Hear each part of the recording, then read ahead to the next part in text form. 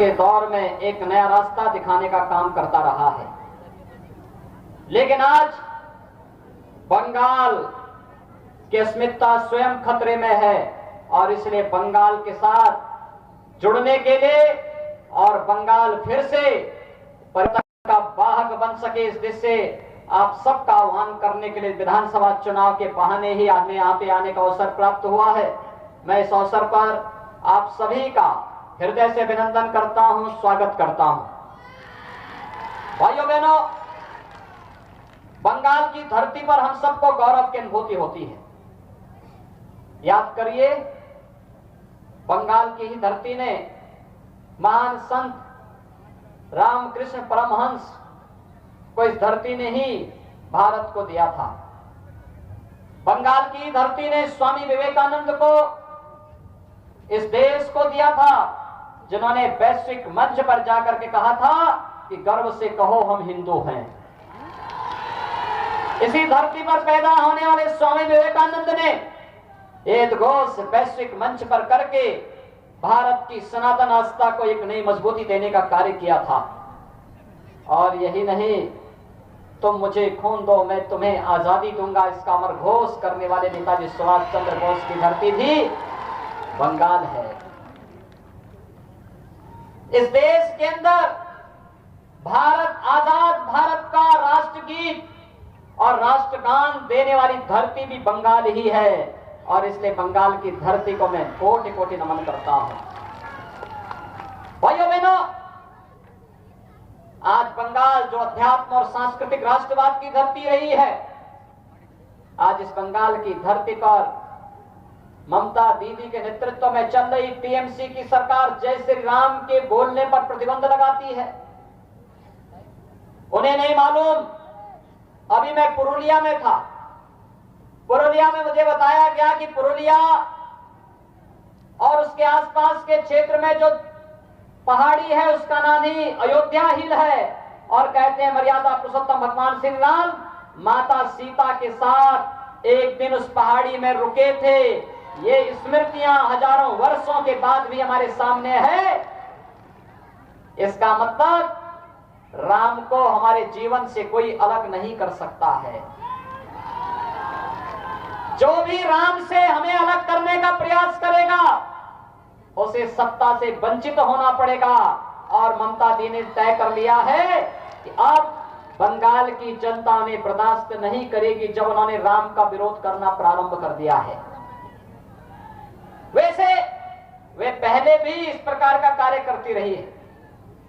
बंगाल की धरती पर दुर्गा पूजा पर प्रतिबंध लगाने का काम भी उन्होंने एक समय किया था और उस समय कलकत्ता हाई कोर्ट को कहना पड़ा था कि जैसे उत्तर प्रदेश में दुर्गा पूजा हो सकती है तो बंगाल के अंदर क्यों नहीं हो सकती है, बंगाल के अंदर भी ये होना चाहिए। भाइयों बहनों, आज पूरा देश मोदी जी के नेतृत्व में विकास की नई ऊंचाइयों को प्राप्त कर रहा है। देश के अंदर गरीबों के कल्याण के लिए बनने वाली योजनाएं हो, किसानों के कल्याण की योजनाएं हो, मजदूरों के हितों के लिए योजनाएं हो, युवाओं के कल्याण के लिए बनने वाले कार्यक्रम हो या फिर इंफ्रास्ट्रक्चर डेवलपमेंट के लिए बड़े बड़े कार्य, ये सभी युद्ध स्तर पर चल रहे हैं। कहीं रेलवे लाइन, कहीं हाईवे, कहीं मेट्रो, कहीं पर एम्स, कहीं आईआईएम, कहीं आईआईटी, मेडिकल कॉलेजेस की एक श्रृंखला पूरे देश के अंदर खड़ी हो रही है। और गरीबों के कल्याण के लिए कोरोना कालखंड में आपने देखा होगा, गरीब कल्याण पैकेज देकर के हर गरीब को फ्री में राशन देने का कार्य, फ्री में रसोई गैस सिलेंडर देने का कार्य अगर किसी ने किया, प्रधानमंत्री मोदी जी ने किया। यानी भारत एक नए भारत बनने की ओर अग्रसर है। लेकिन बंगाल में इन योजनाओं का लाभ बंगाल की जनता को बंगाल में टीएमसी की सरकार नहीं देने देती है। यहां पर गरीब कल्याण के लिए जो पैकेज गरीबों के लिए घोषित होता है, टीएमसी के गुंडे उस पर कब्जा कर लेते हैं। यहां पर आयुष्मान भारत की 5 लाख की स्वास्थ्य बीमा का लाभ यहां के गरीबों को नहीं मिल पाता है, क्योंकि यहां की टीएमसी की सरकार की रुचि गरीबों को अच्छी स्वास्थ्य सुविधा देने में नहीं है। यहां के गरीबों को प्रधानमंत्री आवास योजना का लाभ नहीं मिल पाता है, क्योंकि टीएमसी के गुंडे वह पैसा यहां के गरीबों के खाते में नहीं पहुंचने देते हैं। मुझे आश्चर्य होता है, आज भी जब हम लोग यहां की बात करते हैं तो मुझे आश्चर्य होता है कि यहां के प्रत्येक कार्य में आज भी यहां पर कटमनी और तोलाबाजी की बात होती है।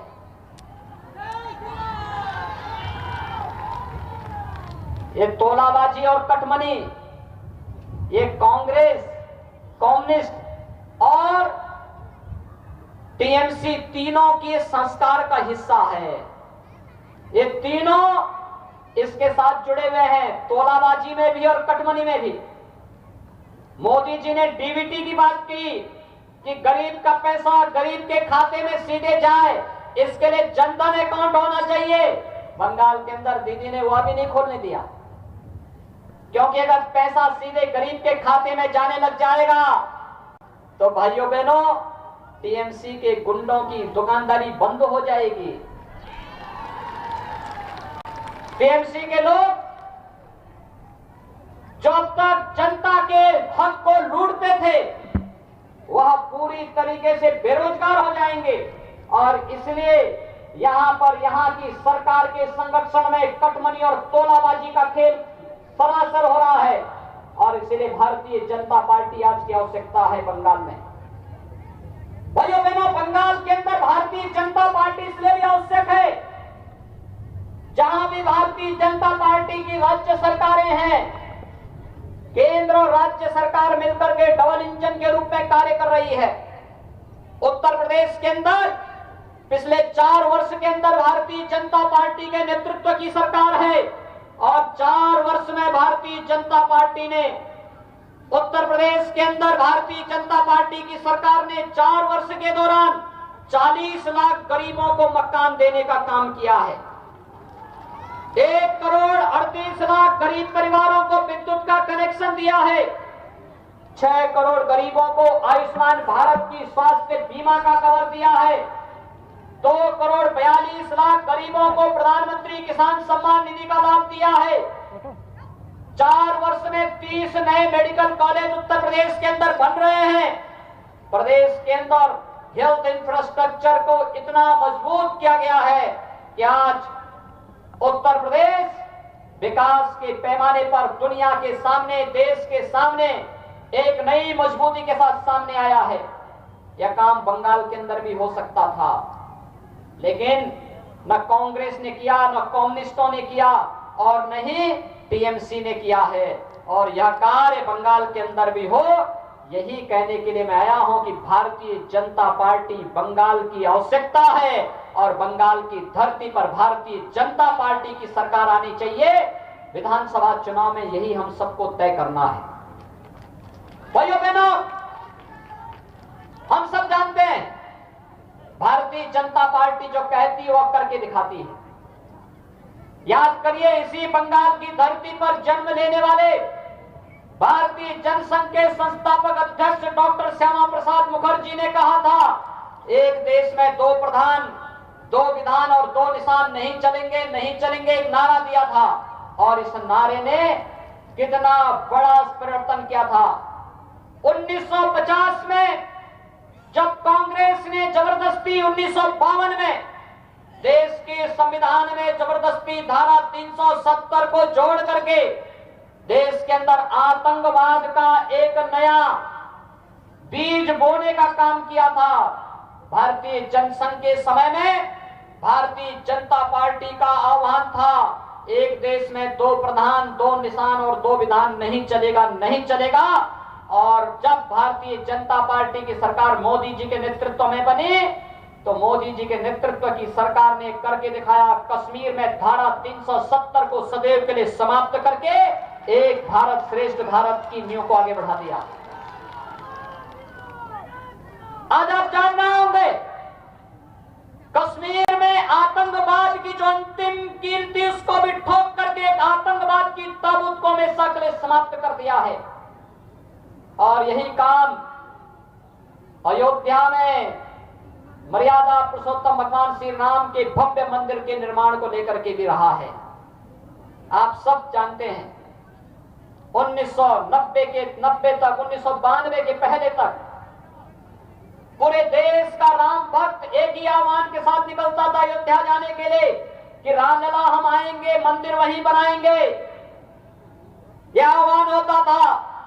लेकिन भाइयों बहनों, अयोध्या में भव्य राम मंदिर निर्माण की सभी बाधाओं को दूर करते हुए प्रधानमंत्री मोदी जी के नेतृत्व में आज अयोध्या में भगवान राम के भव्य मंदिर के निर्माण का कार्य चल रहा है। मैं ममता दीदी से कहना चाहता हूं, राम से विरोध मोल मत कीजिए, राम का विरोध मत करिए। जिसने भी राम का विरोध किया है सत्ता से उसे वंचित होना पड़ा है। और यही कार्य आज बंगाल के अंदर मर्यादा पुरुषोत्तम भगवान श्री राम के जय श्री राम के प्रतिबंध लगाने के कारण बंगाल की जनता के एक जनता के मुंह से शब्द निकल रहा है जय श्री राम। और इसीलिए राम का विरोध करने वाले के लिए क्या होता है, यह उत्तर प्रदेश में भी राम विरोधी सरकार थी, आज उसका कोई अता पता नहीं है। और ऐसे ही जो राम विरोधी स्वर टीएमसी के द्वारा यहां पर निकाला गया है, आज जनता उसकी प्रतिक्रिया व्यक्त कर रहा है। जनता के द्वारा अपने संबोधन में और अपने सामान्य शिष्टाचार में भी जय श्री राम का उद्बोधन करके जो अभिवादन का एक नया कार्य बंगाल ने प्रारंभ किया है। वैसे भी हमारे देश में तो गांव देहात में हम लोग मिलते हैं, राम राम कहते हैं, कोई उद्घोष करते हैं, जय श्री राम कहते हैं, और जब किसी प्रियजन की अंतिम यात्रा निकालते हैं तो राम नाम सत्य है कह करके ही निकालते हैं। राम हमारे श्वास श्वास में रमे हैं। राम से हमसे अलग राम को कोई नहीं कर सकता। लेकिन बंगाल के अंदर जबरदस्ती राम का विरोध करके यहाँ की सरकार अपना हिंदुओं की भावनाओं के साथ खिलवाड़ करने का कार्य कर रही है। लेकिन ये कार्य नहीं हो पाएगा। भाइयों बहनों, मैं आप सबका आह्वान करना चाहूंगा, बंगाल टीएमसी के गुंडों से मुक्त होना चाहिए और टीएमसी की गुंडागर्दी बंगाल के अंदर बंद होनी चाहिए। बंगाल की जनता को भी रोजगार चाहिए, बंगाल की धरती को भी अच्छी स्वास्थ्य सुविधा चाहिए, बंगाल के गांव को भी शुद्ध पेयजल के लिए पानी पाइप पेयजल की स्कीम चाहिए, बंगाल के लोगों को भी अच्छी एजुकेशन चाहिए, बंगाल के लोगों को भी खाद्य सुरक्षा के अनुसार यहाँ के लोगों को सुविधा का लाभ चाहिए और बंगाल की बहन और बेटियों को भी सुरक्षा की गारंटी चाहिए। और यह कार्य केवल और केवल भारतीय जनता पार्टी कर पाएगी। और इसलिए भारतीय जनता पार्टी को विजयी बनाने के लिए हमारे प्रत्याशी यहाँ पर रायपुरा से श्री सुधांशु हंसदा,